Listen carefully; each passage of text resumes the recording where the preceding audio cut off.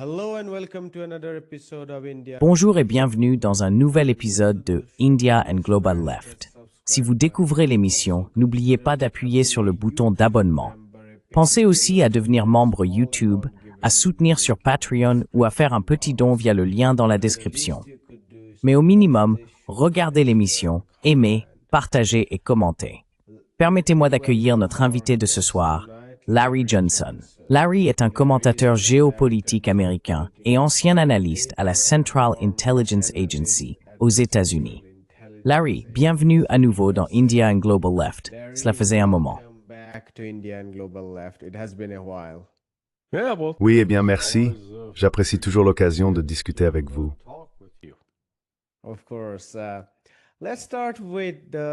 Bien sûr.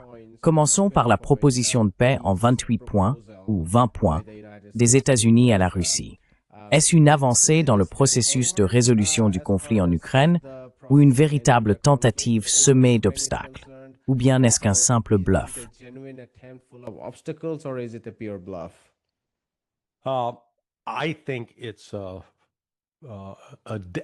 Je pense que c'est une proposition vouée à l'échec, pour ma part. Pour la simple raison qu'il s'agisse de la version à 28 points, il en circule au moins 2 variantes. Nous avons appris hier que, lors des discussions à Genève, on en est maintenant à 19 points. Nous ne savons toujours pas quels sont ces 19 points. Pourquoi le font-ils maintenant?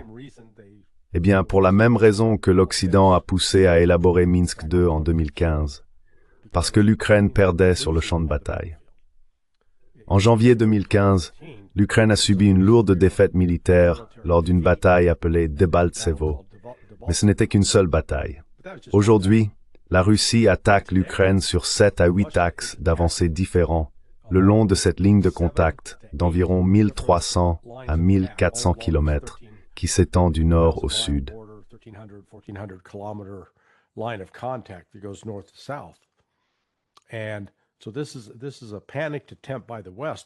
C'est donc une tentative paniquée de l'Occident pour essayer d'amener la Russie à arrêter son offensive. Le camp occidental se fonde sur de fausses hypothèses, que la Russie perd trop d'hommes, que son économie est en très mauvais état et qu'elle cherche une porte de sortie. La Russie ne cherche pas à s'en sortir. Elle est en train de gagner. Ainsi, la Russie est disposée à négocier la fin de la guerre. Mais l'une des choses dont on parle, c'est que la Russie s'arrêterait maintenant, même si Kherson et Zaporizhia font officiellement partie de la République fédérale de Russie. Ce sont comme des États au sein de cette République, et la Russie gèlera la ligne de contact.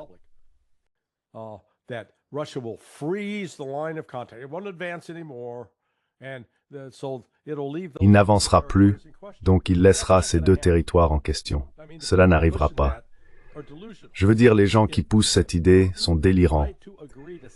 Si Poutine essayait d'accepter quelque chose comme ça, il serait renversé. L'armée, je pense, lancerait un coup d'État et le mettrait dehors. Ce serait fini pour lui. Je ne vois pas faire ça. Nous n'avons donc pas les détails, mais c'est une autre tentative pour essayer d'amener les Russes à s'arrêter avant qu'ils ne battent complètement l'Ukraine. Et pour faire gagner du temps à l'Occident, afin qu'ils puissent reconstruire l'armée ukrainienne, la réarmer, la rééquiper, parce qu'ils vont revenir. Ils vont finalement attaquer la Russie à nouveau et chercher à la détruire. C'est pourquoi je pense que tout cela n'est qu'un exercice dénué de sens.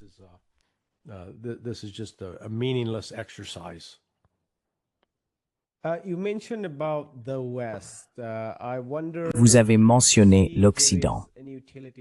Je me demande, voyez-vous une utilité à faire une distinction entre les États-Unis et l'Europe? D'après certains reportages médiatiques, il semble, ou du moins beaucoup ont cette impression, que l'Union européenne est absolument déterminée à saboter autant qu'elle le peut, tandis que l'administration Trump semble compter des personnes aux opinions partagées. Est-ce une distinction utile, ou pensez-vous que non, et que les États-Unis ne sont pas un médiateur honnête? Et si vous pouviez aussi dire quelques mots sur votre visite en Russie, comment les gens là-bas perçoivent-ils les États-Unis et l'Occident? Considèrent-ils les États-Unis comme un médiateur honnête?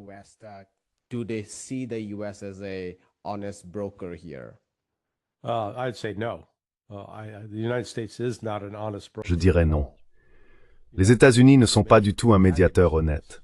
Les États-Unis sont le principal protagoniste dans cette affaire. Cette guerre n'aurait pas duré aussi longtemps sans le soutien direct des États-Unis, financier en matière de renseignement et militaire. Ainsi, les États-Unis, en tant que puissance nucléaire, sont un acteur que Vladimir Poutine et son équipe de sécurité nationale veulent traiter avec prudence. Ils ne veulent pas provoquer une confrontation qui pourrait s'intensifier et devenir incontrôlable. Ils préféraient avoir rétabli des relations normales avec les États-Unis, comme c'était le cas pendant la guerre froide.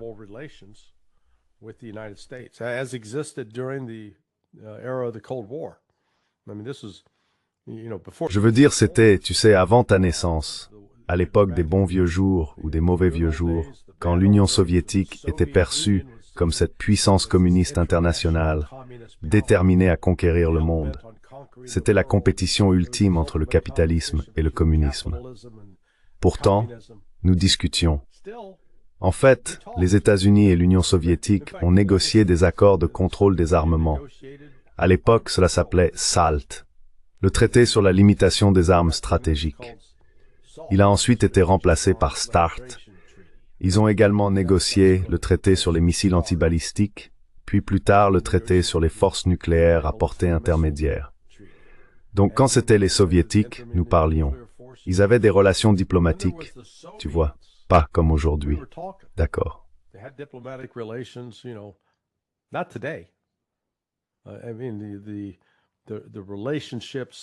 Je veux dire, la relation entre les États-Unis et la Russie est au mieux froide, glaciale. Ce n'est pas du tout une relation chaleureuse. Il est toujours impossible de prendre un vol direct entre les États-Unis et la Russie. Les États-Unis n'ont toujours pas nommé d'ambassadeur de premier plan en Russie. Je crois qu'ils ont encore le chef de mission adjoint, le chargé d'affaires, qui gère les affaires. Et vous savez, les États-Unis ont illégalement saisi une propriété russe, un lieu de villégiature en périphérie de Washington. Donc vous voyez, il y a beaucoup de choses que les États-Unis pourraient faire pour tenter d'apaiser les tensions, et ils ne le font pas. Vous savez, Witkoff a parlé avec Kirill Dmitriev.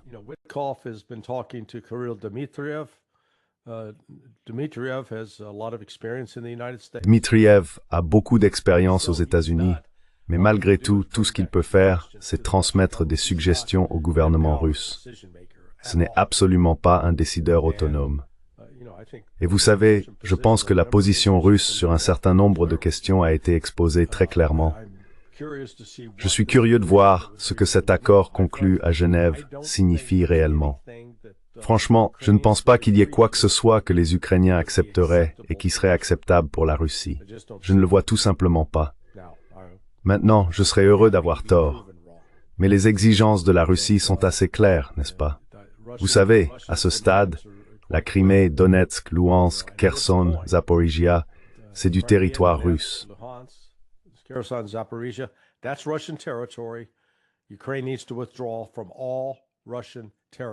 L'Ukraine doit se retirer de tout le territoire russe. Point final. Pas de retrait partiel, un retrait total. Retirer toute présence de l'OTAN en Ukraine. Dehors. Et vous savez, il faut arrêter. La CIA devra mettre fin à ces opérations. Mais voyez-vous, cela va au-delà de l'Ukraine. Quand on descend dans le Caucase, la Géorgie, l'Arménie, l'Azerbaïdjan, puis dans les différents stans, le Kazakhstan, le Tadjikistan, l'Ouzbékistan, les États-Unis continuent de mener des opérations de renseignement pour subvertir ces pays, pour les utiliser contre la Russie. L'objectif est de détruire la Russie. Je ne saurais trop insister là-dessus. Les États-Unis ne sont pas une puissance amie à l'égard de la Russie. Ils ne le sont tout simplement pas.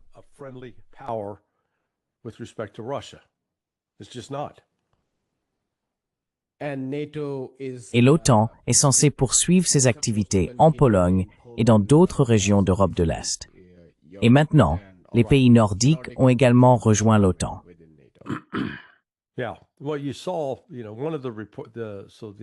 Oui, eh bien, vous avez vu donc, le délégué ukrainien à la Rada a publié ou divulgué une version du plan en 28 points. Et puis il a été rapporté hier ou avant-hier dimanche que la version européenne et la version rapportée par l'Ukraine indiquaient que l'Ukraine aurait droit à une armée de 600 000 hommes. Et les Européens ont dit non, non, non, 800 000. Quel stupéfiant. Quelle drogue illégale ces gens fument-ils ou consomment-ils? Au début de l'opération militaire spéciale, en février 2022, je crois que la taille totale des forces terrestres ukrainiennes était d'environ 300 000, 280 000, quelque chose comme ça. Oui, vérifiez pour voir. Mais si je me souviens bien, ce n'était pas le cas.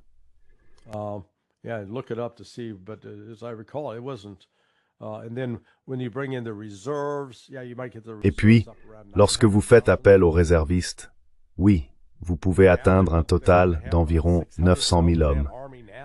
Maintenant, ils veulent une armée de 600 000 hommes. Ce serait plus grand que les armées de l'Allemagne, de la France et de l'Angleterre réunies.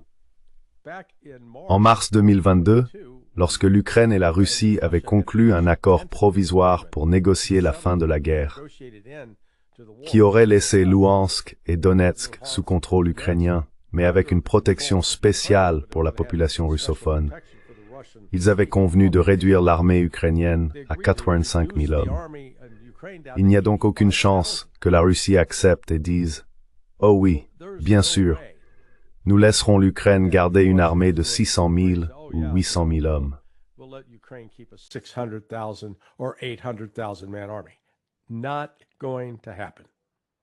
Ça n'arrivera pas. Et ce chiffre, je pense, est très important, parce que lorsque je lisais ces points, j'ai regardé cette clause du genre « l'armée devrait être réduite à 600 000 ». J'étais là, 600 000? Je veux dire, l'Inde en a environ 1,2 million, et l'Inde compte 1,45 milliard d'habitants. Je veux dire, l'Ukraine a 40 millions d'habitants. Non, non, non. Excusez-moi, je dois vous corriger. Ils avaient 43 millions autrefois, mais maintenant ils sont tombés à 19 millions.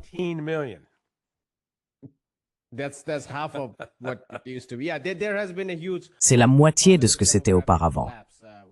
Il y a eu un énorme effondrement démographique, comme on l'appelle, en Ukraine. Et je suis content que tu m'aies corrigé sur les derniers chiffres. Je savais qu'il y avait cet effondrement démographique, mais oui, pour revenir au sujet, 600 000 sur 20 millions de personnes, c'est stupéfiant. Et l'Inde et la Chine, ce sont les pays les plus peuplés, avec certaines des plus grandes armées. Et l'Ukraine en a la moitié. C'est tout simplement inimaginable.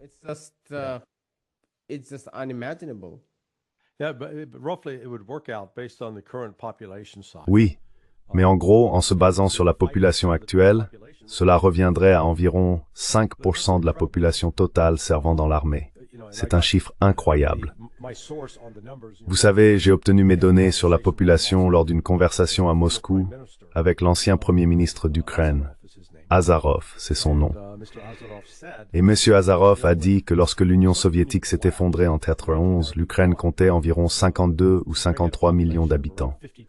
Puis, lorsqu'il est entré en fonction en 2010, ce chiffre était tombé à environ 43 millions. Mais il a dit qu'aujourd'hui, il est de 19 millions. Sur ces 19 millions, ou à partir des 43 millions précédents, environ 2 millions sont des pertes au combat. Ils sont soit morts, soit blessés, et incapables de retourner se battre. 2 millions. C'est un chiffre énorme, vraiment énorme. Donc encore une fois, toute cette négociation a été motivée par le fait que l'Ukraine est en train de perdre sur le champ de bataille et que l'Occident essaie de la sauver.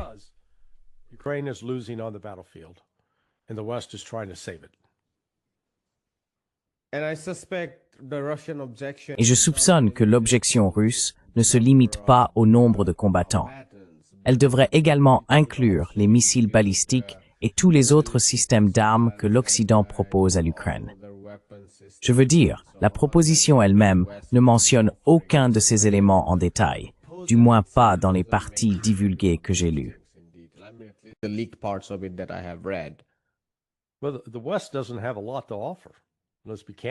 Eh bien, l'Occident n'a pas grand-chose à offrir. Soyons francs. La production combinée d'obus d'artillerie n'égale même pas celle de la Russie. Ils ne peuvent pas suivre sur ce plan. Il a parlé de la possibilité d'utiliser, eh bien, vous savez ce qu'ils appellent des missiles à longue portée. Ce ne sont pas des missiles à longue portée, ce sont des missiles à portée intermédiaire. Et ils pourraient potentiellement utiliser le Taurus.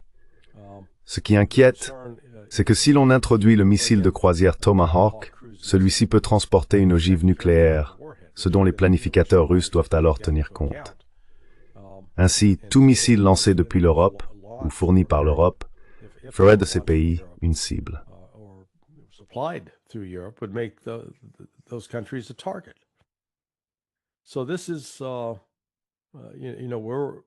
Donc vous savez, nous entrons dans la phase finale de la guerre en Ukraine.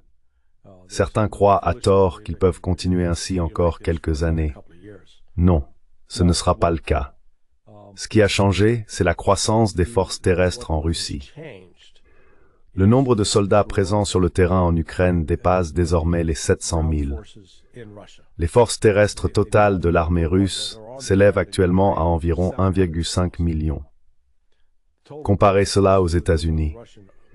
L'armée américaine compte environ 470 000 à 450 000 soldats au total. Et même si l'on ajoute 80 000 ou 90 000 membres du corps des marines, on atteint à peine un peu plus d'un demi-million.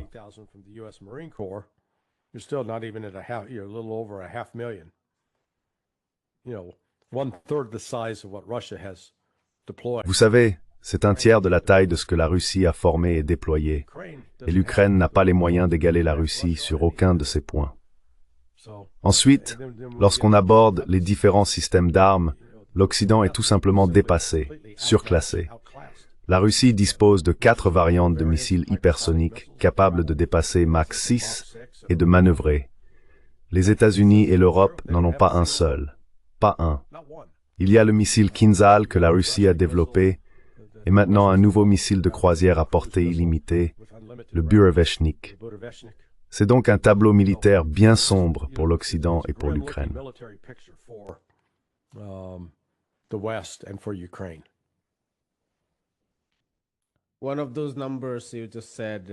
L'un des chiffres que vous venez de mentionner était de 450 000 membres du personnel armé pour les États-Unis. Et je viens de réaliser quelle est la taille de la bureaucratie militaire américaine. Parce que si l'on regarde sur Wikipédia, les chiffres tournent autour de 2,3 ou 2,4 millions. Donc je suppose que cela signifie que des millions de personnes font partie de la bureaucratie militaire, n'est-ce pas?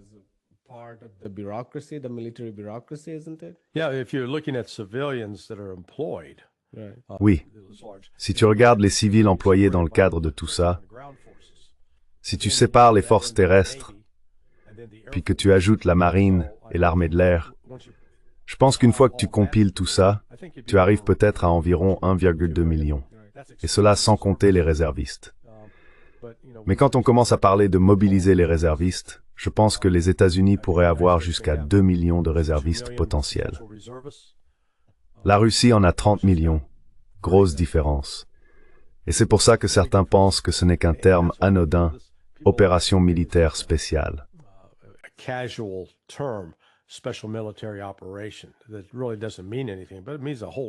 Cela ne veut vraiment rien dire, mais en même temps, ça veut dire énormément. Ce que ça signifie, c'est que la Russie n'a pas pris la décision de se mobiliser complètement. Parce que s'il y avait une guerre, elle se mobiliserait, ce qui veut dire qu'elle rappellerait des millions de réservistes et que la société serait mobilisée pour la guerre. Ce n'est pas le cas. En ce moment, on peut se déplacer à Moscou ou à Saint-Pétersbourg ou vraiment dans n'importe quelle ville et on ne saurait pas qu'il y a une guerre en cours, à moins d'aller dans la région du Donbass. Et il n'y a aucune pression politique sur Poutine pour qu'il mette rapidement fin à la guerre. Je ne l'ai pas constaté et j'ai parlé au Parti unifié, qui est le parti de Poutine.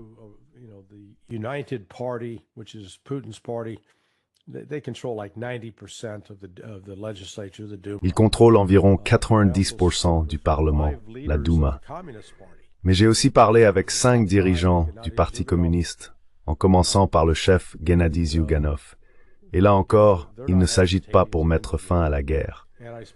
J'ai également parlé avec des membres d'un autre parti de gauche, Vérité quelque chose, et là encore, ils ne réclament pas non plus la fin du conflit.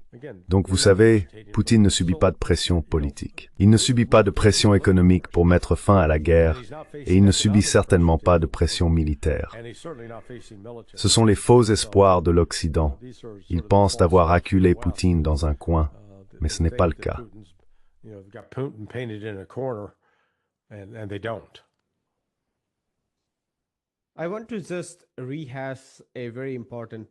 Je veux simplement revenir sur un point très important que vous avez soulevé, à savoir que les États-Unis continuent de s'étendre, encerclant la Russie dans le Caucase du Sud, ce que les médias traditionnels décrivent souvent comme une réduction de l'influence russe en Géorgie, en Azerbaïdjan et en Arménie. Et comme je l'ai mentionné, c'est la même histoire dans les régions nordiques et d'Europe de l'Est.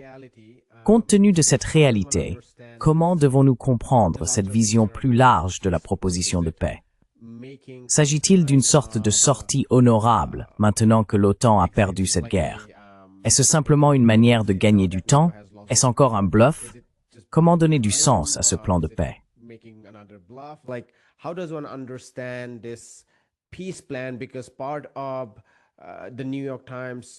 Parce qu'une partie du reportage du New York Times, et ils ne sont évidemment pas très transparents, indique qu'ils ont parlé à 40 ou 50 responsables, et ainsi de suite. Ils affirment que Trump est frustré de ne pas avoir conclu d'accord. Il a convoqué les Utqaf, les Kushner et Rubius, et il y a eu ces réunions secrètes à Miami où Kirill Dmitriev était présent. Cela a été suivi par Rustem Umerov, venu d'Ukraine, qui était le conseiller à la sécurité nationale. Alors, comment devons-nous comprendre ces développements? Est-ce simplement du théâtre, ou compte tenu du contexte plus large que vous venez de décrire, le fait que les États-Unis ne sont pas prêts à se retirer? La Russie le sait-elle?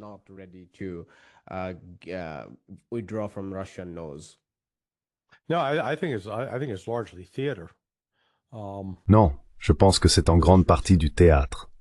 La position des États-Unis repose encore sur un certain nombre de fausses hypothèses, de fausses croyances à propos de la Russie. Le secrétaire au Trésor Scott Bessent croit sincèrement que l'économie russe est en réelle difficulté, qu'ils ne peuvent pas poursuivre cette guerre encore longtemps, ou qu'ils vont s'effondrer. Il le croit vraiment. Et je suis ici pour dire que c'est n'importe quoi.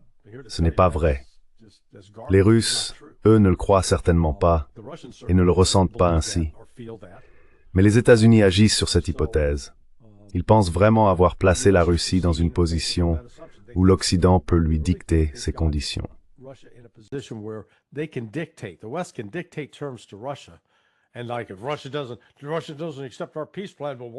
Et si la Russie n'accepte pas notre plan de paix, nous allons la frapper avec des sanctions. La Russie s'en moque. C'est ce que l'Occident ne parvient pas à comprendre. L'une des voix les plus influentes en Russie sur le plan politique est celle de Sergueï Karaganov, et j'ai eu la chance de passer 3 jours avec M. Karaganov dans différents contextes. Il défend depuis longtemps l'idée que l'avenir de la Russie se trouve à l'Est, en Asie, en Eurasie, en Sibérie. Il ne se trouve pas en Europe. Par le passé, il existait au sein du gouvernement russe et de la société russe des voix importantes qui souhaitaient entretenir des relations étroites avec l'Europe.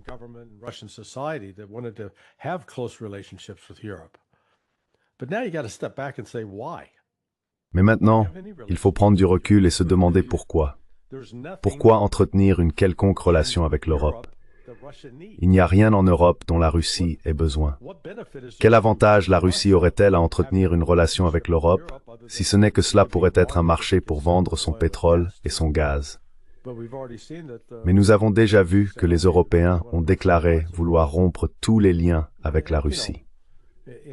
Vous savez, pour quiconque a déjà été dans une relation amoureuse toxique, si vous avez eu un petit ami ou une petite amie toxique, il arrive un moment où vous réalisez qu'il faut se séparer, s'éloigner d'eux, parce qu'ils sont mauvais pour votre santé.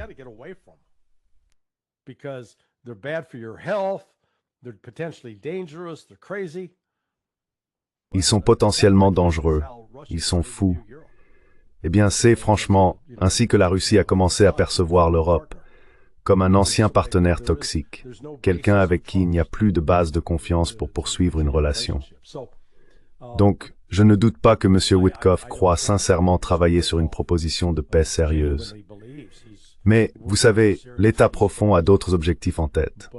Il s'agit simplement de gagner du temps, d'amener la Russie à arrêter l'offensive, d'empêcher la Russie de vaincre militairement l'Ukraine, d'éviter l'humiliation de l'OTAN, et de gagner du temps pour qu'ils puissent se reconstruire et tout recommencer. Ils ne vont pas disparaître. Je ne saurais trop insister là-dessus.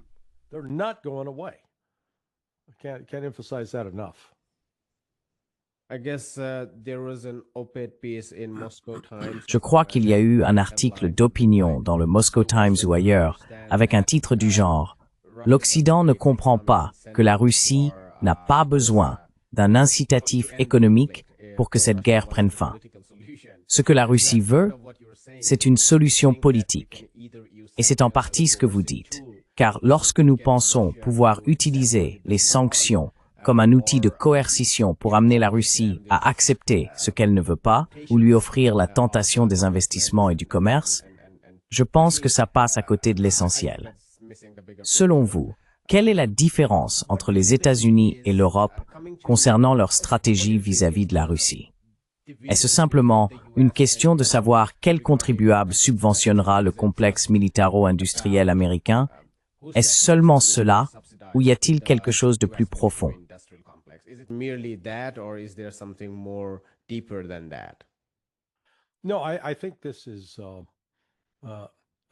Non, je pense que c'est, eh bien, au moins distinguons entre les dirigeants en Europe et la population, le peuple. Je pense que la majorité des gens, qu'il s'agisse du Royaume-Uni, de la France, de l'Allemagne, de l'Italie, de la Belgique, des Pays-Bas ou de l'Espagne, toutes ces populations sont généralement opposées à un conflit avec la Russie. Elles voudraient en général voir au moins des relations normales. Ce sont les dirigeants qui poussent au conflit. Et l'un des éléments, j'en suis sûr, est financier, ils en tirent profit. Prenez Kaja Kallas, par exemple, de l'Estonie.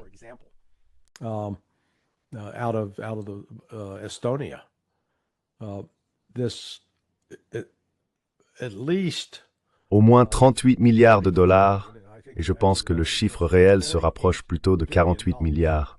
Pas des millions, mais bien des milliards avec un B, ont été détournés des 360 milliards de dollars d'aide que l'Ukraine a reçus au cours des 46 derniers mois. Cet argent a transité par des banques dans les pays baltes, en Estonie, puis en est sorti pour être déposé sur des comptes bancaires offshore, certains dans les Caraïbes.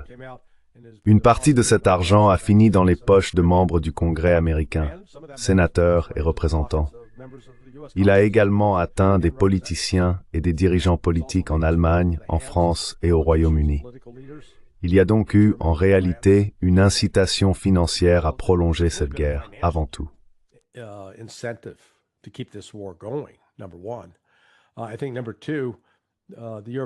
Je pense que deuxièmement, les dirigeants européens veulent trouver un moyen de garder les États-Unis accrochés, de sorte que les États-Unis doivent rester en Europe.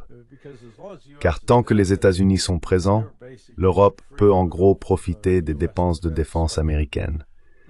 Même s'ils s'engagent à consacrer 5% de leur PIB, la plupart ne sont absolument pas en mesure de le faire. Donc vous voyez, je pense que ce sont là les deux priorités principales. Ils ont créé ce mythe selon lequel la Russie serait une puissance impériale agressive désireuse de conquérir l'Europe. La Russie veut simplement qu'on la laisse tranquille et souhaiterait que les Européens se tiennent à l'écart.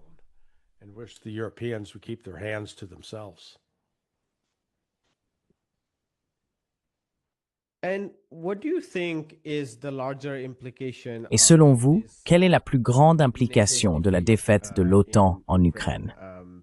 Je pose la question parce qu'il existe un contexte plus large dans lequel l'Occident subit plusieurs défaites.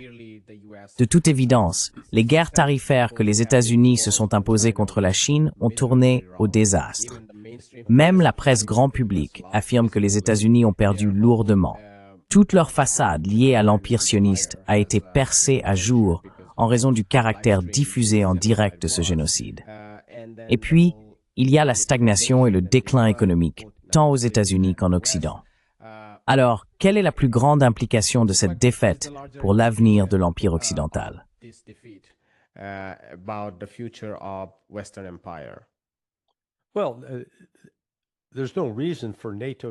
Eh bien, il n'y a aucune raison pour que l'OTAN existe. L'OTAN repose sur un mensonge, sur une complète absurdité. Et cette absurdité, c'est que la Russie serait un empire agressif, avide de conquérir le monde et de prendre le contrôle de l'Europe. C'est tout simplement faux. La véritable raison pour laquelle l'OTAN existe, et la raison pour laquelle les États-Unis ont constamment refusé de laisser la Russie en faire partie, c'est que bon sang, il nous faut une menace russe et une menace chinoise pour justifier un budget de défense de plus d'1 trillion de dollars. Parce qu'il faut bien avoir un ennemi.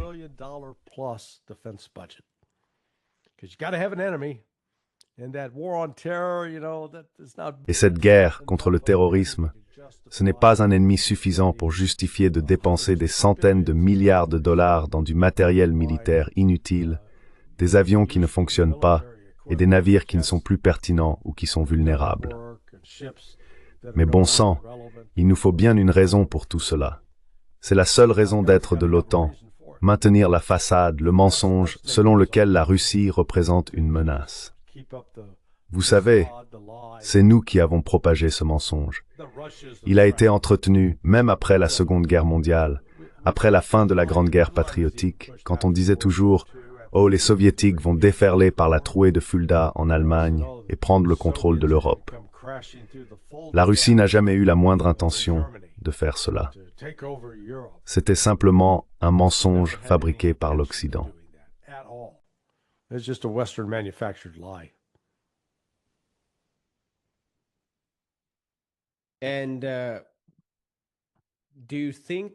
Et pensez-vous que les élites subiraient la pression de la population aux États-Unis?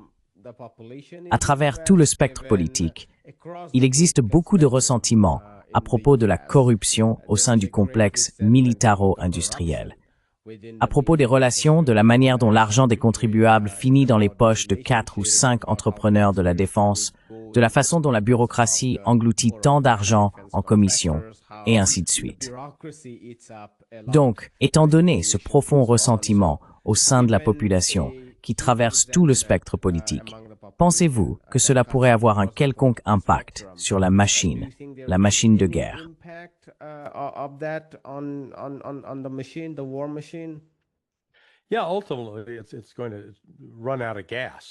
Oui, au final, ça va s'essouffler. Donald Trump s'est vraiment gravement nui à lui-même auprès de sa base. Ils ont voté, pensait-il, pour quelqu'un qui allait nettoyer la corruption à Washington. Au lieu de cela, Trump n'est qu'un autre porc à l'auge.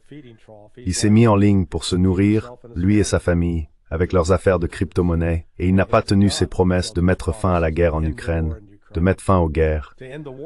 Au contraire, il s'agite pour en déclencher de nouvelles. Il a déjà mené une attaque contre l'Iran. Il a menacé de lancer un vaste déploiement au large du Venezuela.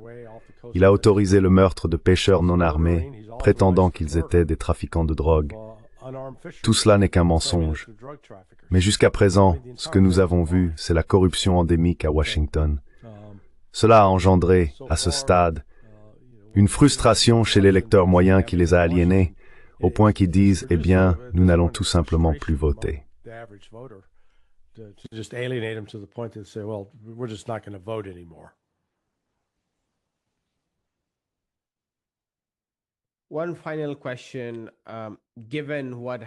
Une dernière question. Compte tenu de ce qui s'est passé en Ukraine, que devraient retenir les habitants de Taïwan? Je pose la question parce qu'il y a eu une escalade massive autour du détroit de Taïwan. Les Chinois sont très clairs sur le fait que la guerre civile doit se terminer, mais selon les conditions d'une seule Chine. Et toute l'escalade japonaise, à l'instigation des États-Unis, ou la pression américaine pour faire de Taïwan un État indépendant, ne sera pas tolérée par la RPC. Quelles leçons les habitants de Taïwan, ou plutôt la direction taïwanaise, en particulier le DPP, doivent-ils en tirer? Quelles leçons peut-on dégager à la lumière de ce que nous avons vu en Ukraine? Ne faites pas confiance à l'Occident.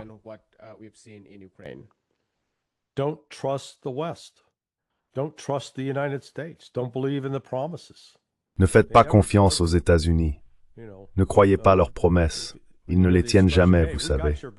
Quand vous entendez l'expression « Hey, on te soutient », je me méfierais de ce qu'ils font dans mon dos. Les États-Unis ont pris un engagement il y a 53 ans envers la Chine. Reconnaître qu'il n'y a qu'une seule Chine et que Taïwan n'est pas un pays séparé et indépendant, qu'il fait partie de la Chine. Maintenant, nous faisons comme si nous n'avions jamais conclu cet accord. Eh bien, nous l'avons bel et bien conclu, et la Chine va insister pour qu'il soit respecté. Je ne vois pas la Chine recourir à la force militaire pour reprendre Taïwan. Elle n'en aura pas besoin. Grâce à sa puissance économique, elle reprendra Taïwan. C'est ce que je vois.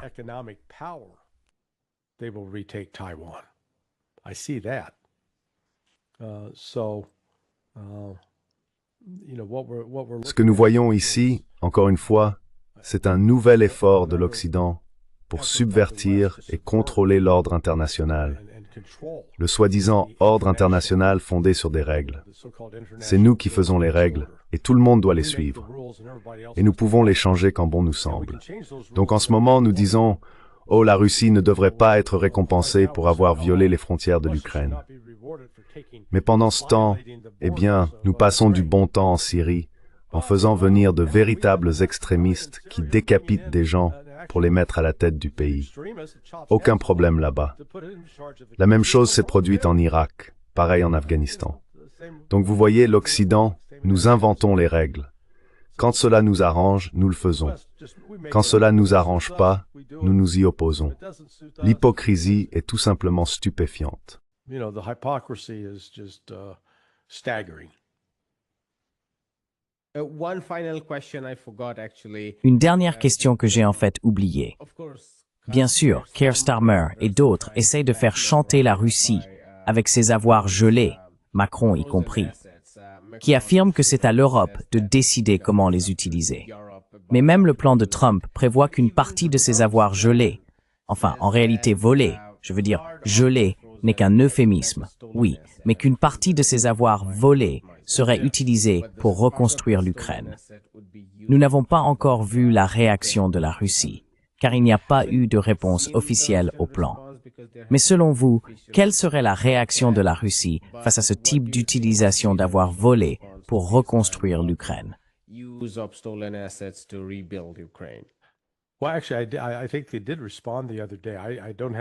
Eh bien, en fait, je pense qu'ils ont répondu l'autre jour. Je n'ai pas la source exacte à citer pour le moment, mais d'après ce que j'ai compris, les Russes ont dit « Très bien, nous avons identifié plus de 300 milliards de dollars d'actifs appartenant à des entreprises étrangères ici en Russie. Vous saisissez les nôtres, nous saisirons les vôtres. » C'est aussi simple que ça. Oui, le plan de Trump, sur le papier, dit que vous allez immédiatement prendre 100 milliards des 300 milliards d'actifs russes et les dépenser pour reconstruire l'Ukraine, puis que les États-Unis et la Russie investiraient conjointement les 200 milliards restants.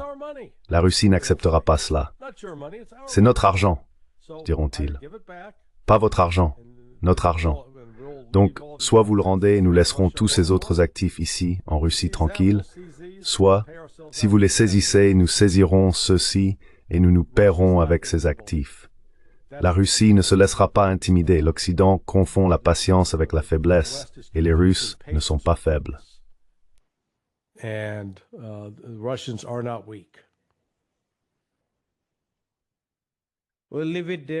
Nous allons nous arrêter là, Larry. C'était une conversation intéressante, comme toujours, et cela faisait un moment. Merci beaucoup pour votre temps, et j'espère vous revoir bientôt.